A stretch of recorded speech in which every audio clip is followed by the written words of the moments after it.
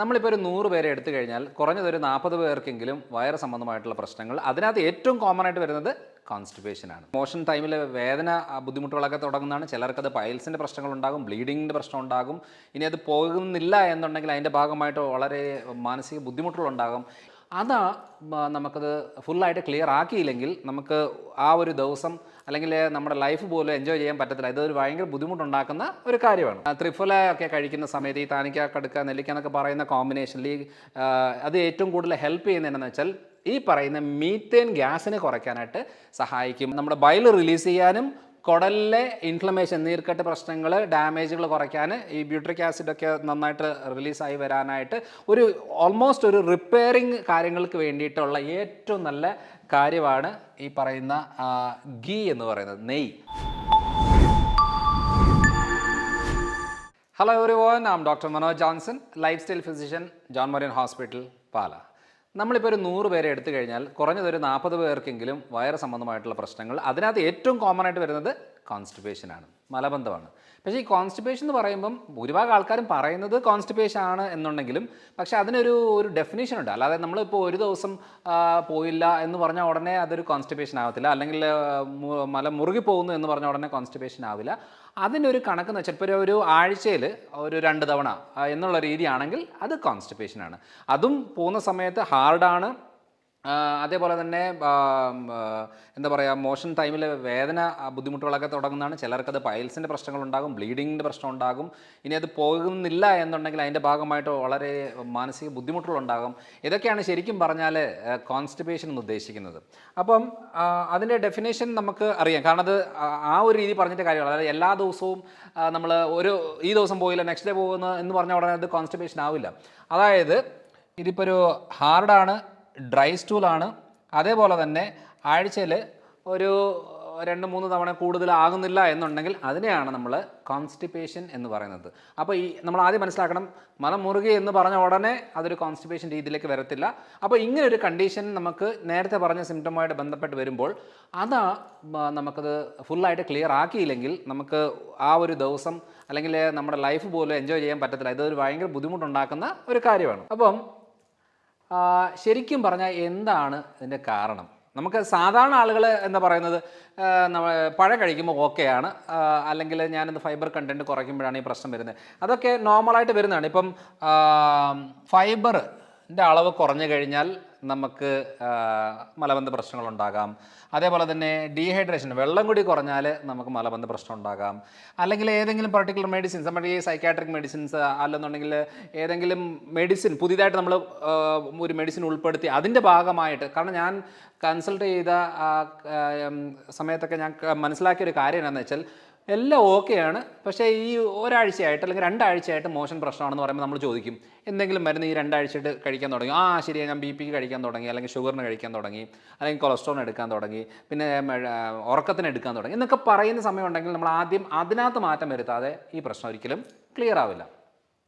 പിന്നെയുള്ളത് bile sensitivity. നമുക്ക് bile എന്ന് പറഞ്ഞാൽ എല്ലാവർക്കും അറിയാമല്ലോ, നമ്മുടെ ലിവറിൽ പ്രൊഡ്യൂസ് ചെയ്യുന്ന ഒരെണ്ണമാണ്. അപ്പോൾ ഈ ബൈലിൻ്റെ ഒരു പ്രത്യേകത എന്ന് വെച്ചാൽ ഈ ബൈല് കുടലിനകത്ത് പെരിസ്റ്റാൾട്ടിക് മൂവ്മെൻറ്റ് കൂട്ടാനായിട്ട് ഹെൽപ്പ് ചെയ്യും. എന്ന് വെച്ചാൽ മോഷൻ ക്ലിയർ ആകാനായിട്ട് ഹെൽപ്പ് ചെയ്യും.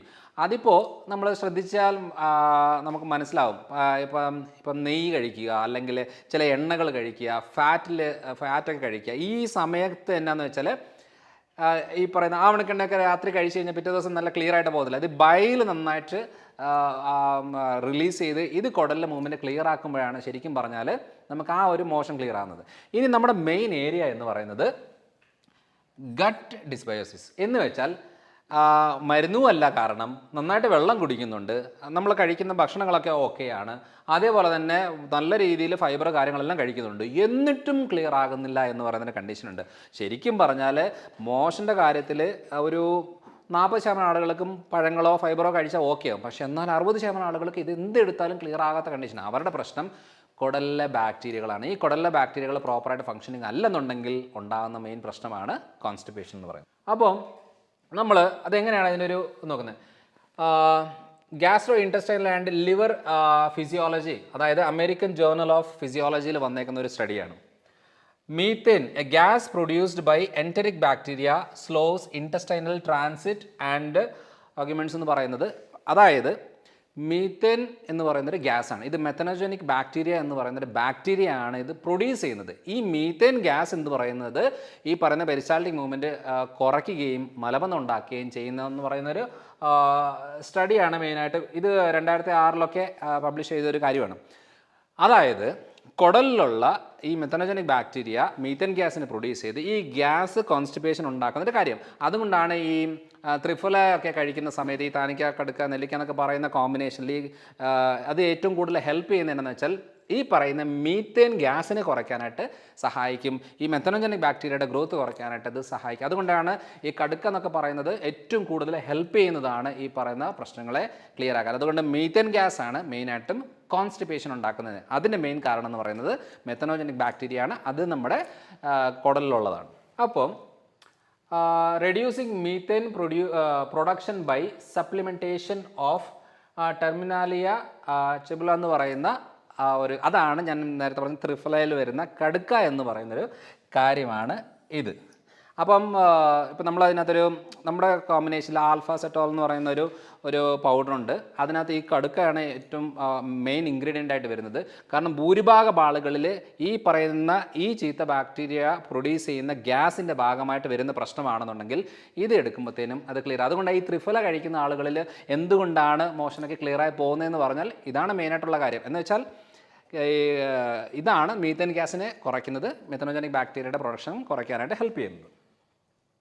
അപ്പോൾ അതേപോലെ തന്നെ ഈ ഏറ്റവും നല്ല ഓപ്ഷൻ എന്ന് പറയുന്നത് നമ്മുടെ ഈ ബൈൽ നാച്ചുറലായിട്ട് റിലീസ് ചെയ്യുന്നതാണെങ്കിൽ ഏറ്റവും നല്ലത്. അതായത് നമ്മുടെ ബൈൽ റിലീസ് ചെയ്യാനും കുടലിലെ ഇൻഫ്ലമേഷൻ, നീർക്കെട്ട് പ്രശ്നങ്ങൾ, ഡാമേജുകൾ കുറയ്ക്കാൻ ഈ ബ്യൂട്രിക് ആസിഡൊക്കെ നന്നായിട്ട് റിലീസായി വരാനായിട്ട് ഓൾമോസ്റ്റ് ഒരു റിപ്പയറിങ് കാര്യങ്ങൾക്ക് വേണ്ടിയിട്ടുള്ള ഏറ്റവും നല്ല കാര്യമാണ് ഈ പറയുന്ന ഗീ എന്ന് പറയുന്നത്, നെയ്യ്. അപ്പം നമ്മളിപ്പോൾ നെയ്യ് ചെറിയ ചൂടുവെള്ളത്തിൽ കലക്കി കുടിച്ചാലൊക്കെ ഏറ്റവും നല്ലതാണ്. നമ്മുടെ ഫുഡിൽ, നമ്മുടെ ഡയറ്റിലൊക്കെ നെയ്യ് ഉൾപ്പെടുത്തിക്കൊണ്ടുള്ള ഭക്ഷണമാണ് ഏറ്റവും നല്ലത്. അതുകൊണ്ട് ഈ പറയുന്ന ലിവറിനും കുടലിനുമായിട്ടുള്ള ബയൽ സെക്രീഷൻ്റെയും കുടലിന് റിപ്പയർ ഏറ്റവും നന്നായിട്ട് ഹെൽപ്പ് ചെയ്യുന്ന ഒരെണ്ണമാണ് ഈ ഗീ എന്ന് പറയുന്നത്. അപ്പോൾ ഇപ്പോൾ ഏകദേശം ഒരു ഐഡിയ കിട്ടിയല്ലോ. അല്ലാതെ വെറുതെ പഴം കഴിച്ചത് കൊണ്ട് മാത്രം കാര്യമില്ല. എത്ര പേരാണ് പഴം കഴിച്ചിട്ട് യാതൊരു ഉപയോഗമില്ല എന്ന് പറയുന്നവർ. പിന്നെ ഇതിൻ്റെ ഒരു സൊല്യൂഷൻ എന്ന് പറയുന്നൊരു കാര്യം എന്ന് വെച്ചാൽ നമ്മളിപ്പോൾ ഏറ്റവും നമുക്ക് എല്ലാവർക്കും അറിയാം, നമ്മുടെ വീട്ടിൽ ഉണ്ട് മുതിര എന്ന് പറയുന്നത്, ഹോർസ് ഗ്രാം എന്ന് പറയും. മുതിരയ്ക്കകത്ത് ഏറ്റവും കൂടുതൽ ഡയറ്ററി ഫൈബർ ഉണ്ട്. അത് നമ്മുടെ കുടലിലെ കണ്ടീഷനെ ക്ലിയർ ആകാനായിട്ട് ഏറ്റവും കൂടുതൽ ഹെൽപ്പ് ചെയ്യും. അതിനെ തോരൻ വെച്ച് കഴിക്കാം, എങ്ങനെ വേണമെങ്കിലും അത് കഴിക്കാവുന്നതാണ്, ഏറ്റവും നല്ലതാണ്. രണ്ടാമത്തെ കാര്യം എന്ന് പറയുന്നത് ഫൈബർ നമുക്ക് അറിയാം, പഴങ്ങളിലും പച്ചക്കറികളിലും ഇലക്കറികളിലും ഒക്കെയാണ് ഫൈബർ. ഇപ്പം ഏറ്റവും കൂടുതലായിട്ട് നമ്മുടെ ഈ ഉലുവയിലൊക്കെ നല്ല അളവിൽ ഫൈബറുണ്ട്. പിന്നെ ഉള്ളത് നമ്മുടെ ഈ മുരിങ്ങയിൽ നമുക്കുണ്ട്. ഇലക്കറികളിൽ ഏറ്റവും നല്ല അളവിലുണ്ട്. ഇതെല്ലാം നമുക്ക് മോഷൻ ക്ലിയർ ആകാനായിട്ട് ഏറ്റവും കൂടുതൽ ഹെൽപ്പ് ചെയ്യുന്നതാണ്. ഫ്ലാക്സ് സീഡ് എന്ന് പറയുന്നത് എല്ലാവർക്കും അറിയാം. ഫ്ലാക്സ് സീഡ് നമ്മൾ ഈ പറയുന്ന പോലെ തന്നെ ഉപയോഗിക്കാൻ പറ്റുന്നതാണ്. പിന്നെ ഉള്ളത് ഫാറ്റ് ഫുഡാണ്. ഫാറ്റ് ഫുഡ് എന്ന് പറയുന്നത് മുട്ട, മീൻ, ഇറച്ചി, ഇതിനകത്തെല്ലാം ഫാറ്റ് ഉൾപ്പെടുത്തിക്കൊണ്ടുള്ള ഫുഡ്. പിന്നെ അവക്കാഡോ, അതേപോലെ തന്നെ തൈര്, വെണ്ണ, നെയ്യ്, ചീസ്, ഈ പറയുന്ന കാര്യങ്ങളെല്ലാം ഫാറ്റ് ഫുഡുകളാണ്. അപ്പം ഹെൽത്തി ഫാറ്റിനെ ഉൾപ്പെടുത്തിക്കൊണ്ടുള്ള ഡയറ്റ് നമുക്ക് കോൺസ്റ്റിപ്പേഷനെ പ്രിവെൻറ്റ് ചെയ്യാനായിട്ട് സാധിക്കും. നമുക്ക് ലോങ് ലാസ്റ്റിംഗ് ആയിട്ടുള്ള നല്ല ബെനിഫിറ്റ് നമുക്ക് കിട്ടുകയാണ്. ഇതൊക്കെ സത്യം പറഞ്ഞാൽ നമ്മൾ കഴിക്കുന്ന സാധാരണ ഈ ചോറും കപ്പയും ചപ്പാത്തി മാത്രം കഴിച്ചുകൊണ്ടിരുന്നാൽ ഒരിക്കലും നമ്മുടെ കുടലിലുള്ള ബാക്ടീരിയകൾക്ക് ഉപയോഗമില്ല. അതുകൊണ്ട് അതിൻ്റെ അളവ് കുറച്ചേച്ച് ഇത് കുറച്ച് കൂടുതൽ ഫോക്കസ് ചെയ്തുകൊണ്ട് പോവുകയാണെന്നുണ്ടെങ്കിൽ നമുക്ക് ഈ കോൺസ്റ്റിപ്പേഷൻ പ്രശ്നങ്ങൾ, അല്ലെങ്കിൽ മോഷൻ പോകാതിരിക്കുക, ഗ്യാസ് നിറയുക, ടെൻഷൻ കൂടുക, ഫുഡ് വിശപ്പില്ലാതിരിക്കുക, സ്കിൻ കണ്ടീഷൻ ഉണ്ടാകുക, അങ്ങനെ പലതരം ബുദ്ധിമുട്ടുകൾ ഒഴിവാക്കാനും പ്രിവെൻറ്റ് ചെയ്യാനുമായിട്ട് ഈ ഒരു കോമ്പിനേഷനാണ് ഏറ്റവും നല്ലത്. അതുകൊണ്ട് നമ്മൾ വെറുതെ ഒരു പഴം കഴിച്ച് ലെവലാക്കുക എന്നുള്ളതല്ല ഇതിനകത്ത് ഉദ്ദേശിക്കുന്നത്. ഇതിനകത്ത് കുറേ ഇൻറ്റർണൽ ആയിട്ടുള്ള മെക്കാനിസം, കണ്ടീഷൻസ് ഒക്കെ കിടക്കുന്നത് കൊണ്ട് ഈ റൂട്ട് കോസ് ക്ലിയർ ആക്കി കഴിഞ്ഞാൽ നമുക്കിതിന് നല്ലൊരു സൊല്യൂഷൻ കിട്ടും. അപ്പോൾ അടുത്തൊരു വീഡിയോ ആയിട്ട് വരാം.